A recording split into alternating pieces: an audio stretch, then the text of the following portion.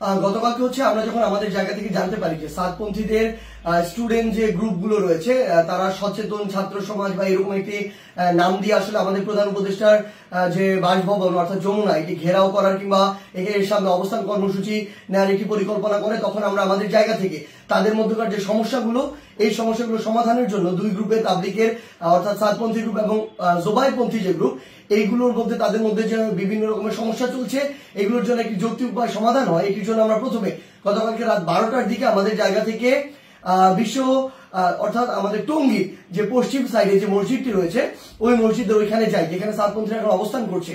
সেই জায়গাটিতে আসলে আমরা গিয়ে তাদের সাথে রাত 12টা থেকে প্রায় 2টা পর্যন্ত কথা বলি এবং তাদের জায়গা থেকে তারা যে চিন্তাটি করেছিল সকাল 10টায় এখানে তারা অবস্থান কর্মসূচি ঘোষণা করবে এরকম একটি কথা ছিল এবং তারা বলেছিল এটি কেন, কারণ তারা মাওলানা সাদ সাহেবের ভিসা চায় এবং তারা তাদের জায়গা থেকে 5 দিনে জোর করার 20 থেকে 25 তারিখ পর্যন্ত জোর করার একটি দাবি জানায়। আমরা আমাদের জায়গা থেকে সেখান থেকে যে সিদ্ধান্তটি নিয়ে আসি সেটি হচ্ছে একটি সিদ্ধান্ত যে আমরা আমাদের জায়গা থেকে বলি যে প্রধানমন্ত্রী আমাদের যে হচ্ছে প্রধান উপদেষ্টার যে বাসভবন তিনি আসলে এই অভ্যুত্থানের স্পিরিটকে সামনে রেখে গণভবনে না থেকে যমুনায় থাকেন, এটি তুলনামূলক অরক্ষিত হওয়ার কারণে আমাদের যখন ইচ্ছা বসবো আর এটি আমাদের দেশে একটা অস্থিতিশীলতার চিত্র তুলে ধরবে, এটি কখনো হতে পারে না, এটি যৌক্তিক না, আমরা এটিকে সমর্থন করি না। সেই জায়গা থেকে আমরা তাদেরকে এটি অনুরোধ করি যে তারা যেন এখানে অবস্থান কর্মসূচি কিংবা ঘেরাও কর্মসূচি না করে, তারা এই অবস্থান থেকে সরে আসে। তারা তাদের জায়গা থেকে স্পষ্টভাবে দুইটি দাবি জানায়। এক নম্বর যে দাবিটি সেটি হচ্ছে যে তারা মাওলানা সাদ সাহেবের ভিসা নিশ্চিত চায়, দ্বিতীয়ত তারা 20 তারিখ থেকে 25 তারিখ 5 দিনের জোর করতে চায়। আমরা তাদের কাছে বলি যে 5 দিন করে যাবেন কিনা এই কমিটমেন্টটুকু যদি আপনাদের থাকে যে 25 তারিখ আপনাদের যখনই শেষ হয়ে যাবে তখন আপনারা চলে যাবেন, তাহলে আমরা আমাদের জায়গা থেকে এই দুইটি দাবি নিয়ে আরেক কিছু গ্রুপ রয়েছে যারা এখন কাকরাইল মসজিদে অবস্থান করছে জোবাইরপন্থী গ্রুপ এবং সেখানে হেফাজতের নেতৃবৃন্দ রয়েছেন তাদের সাথে আমরা গিয়ে কথা বলবো। তারা যখন এই কথাটি দেয় যে তারা এই কমিটমেন্টটি করছে 25 তারিখে তারা ছেড়ে দিবে, আমরা সেখান থেকে রাত 2টার দিকে কাকরাইল মসজিদে আসি।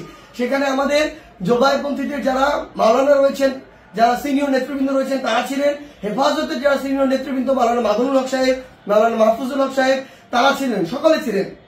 আমরা যখন তাদের সাথে আলোচনা করছি রাত 2টা থেকে 3টা যখন ক্রস করে যাচ্ছে তখন এই আলোচনা চলাকালীন সময় আমাদের কাছে ফোন আসে যে সাতপন্থীদের যে গ্রুপটি রয়েছে সেখান থেকে তারা তাদের জায়গা থেকে ওই যে আরেকটি যে মাঠ রয়েছে যে মাঠটি হচ্ছে ইস্তেমার যে মাঠটি সেদিকে যাওয়ার জন্য তাদের 10, 15, 20 হাজার মানুষ আসলে ওই রকম একটি তাদের পরিকল্পনা কিংবা মুভ দেখা যাচ্ছে। আমরা সাথে সাথে সাতপন্থীদের যে মাওলানা আব্দুল্লাহ সহ আরো 2 জনকে ফোন দিয়ে বলি যে আপনাদের সাথে এটি কথা হয়েছে যে আপনারা 10টা এখানে বসবেন না এবং আপনাদের 2টা দাবি নিয়ে আমরা আমাদের জায়গা থেকে এখনই আরেকটা গ্রুপের সাথে কথা বলবো, কালকের মধ্যে অর্থাৎ আজকেই আপনাদের 2 গ্রুপের বসার ব্যবস্থা করব, মাওলানা সাদ সাহেবের ভিসা বা এই সংক্রান্ত আলোচনা সেখানে হবে। এই যে আমাদের 5 দিন যে আপনারা থাকতে চাচ্ছেন এই কমিটমেন্ট যদি আপনারা দেন সেটি নিয়েও সেখানে আলোচনা হবে। যখন আমরা জানতে পারি তাদের দিকে মুভ করছে আমরা তাদেরকে স্পষ্ট করে বলি আপনারা যদি সেদিকে মুভ করেন আমাদের আলোচনা চলাকালীন তাহলে আপনারা আমাদের আলোচনাকে অসম্মানিত করছেন এবং আমাদের প্রতি যে শ্রদ্ধাটুকু রাখা উচিত আপনাদের সেটুকু আপনারা রাখছেন না। সেটি যদি করেন তাহলে আপনাদের পক্ষে আমাদের অবস্থান থাকবে না, একদম ক্লিয়ার বলে দিই। এবং আমাদের জায়গা থেকে এরকম কোনো মেসেজই ছিল না যে আপনারা ওইখানে চলে যান 5 দিনের জন্য অবস্থান নেন। এটা কোনোদিন আমরা একটা প্রতিনিধি দল কখনো বলতে পারি না। এটা পুরো একটি সরকারের বিষয়, মন্ত্রণালয় বা উপদেষ্টাদের বিষয় এবং প্রশাসনের সামগ্রিক একটি ডিসিশন। ইভেন গাজীপুর মেট্রোপলিটন পুলিশের ডিসিশন দেওয়ার কেউ না। সেই জায়গা থেকে তারা এইসব কোনো কিছু তোয়াক্কা না করে যেটা হলো যে সেখানে এই দখলের বিষয়টিতে সেদিকে চলে যাওয়া হলো এবং ফাইনালি এখানে একটি সংঘর্ষ ঘটলো, যেই সংঘর্ষে 3 থেকে 4টি প্রাণ আমরা হারিয়েছি। আসলে সবচেয়ে গুরুত্বপূর্ণ কথা গতকালকে আমরা তাদেরকে বলেছি যে তাবলিগের আসলে আপনারা যেই কাজগুলো করছেন এগুলো তাবলিগের স্পিরিটের সাথেও যায় না, এগুলো ইসলামের মুসলিমের স্পিরিটের সাথেও যায় না, কোনো কিছুর সাথে যায় না। এখানে আপনাদের ব্যক্তিগত গোষ্ঠীগত কোন জিনিসের মানে বহিঃপ্রকাশ আপনারা এখানে ঘটাচ্ছেন, ক্ষোভের হোক দ্বন্দ্বের হোক এই বহিঃপ্রকাশগুলো ঘটাচ্ছেন।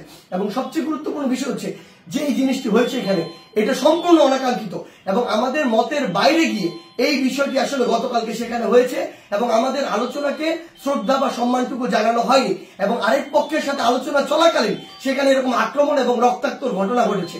সেই জায়গা থেকে আমরা শুধু আমাদের জায়গা থেকে একটি জিনিসই বলি, আজকে এখন 7 গ্রুপ সেখানে অবস্থান নিয়েছেন।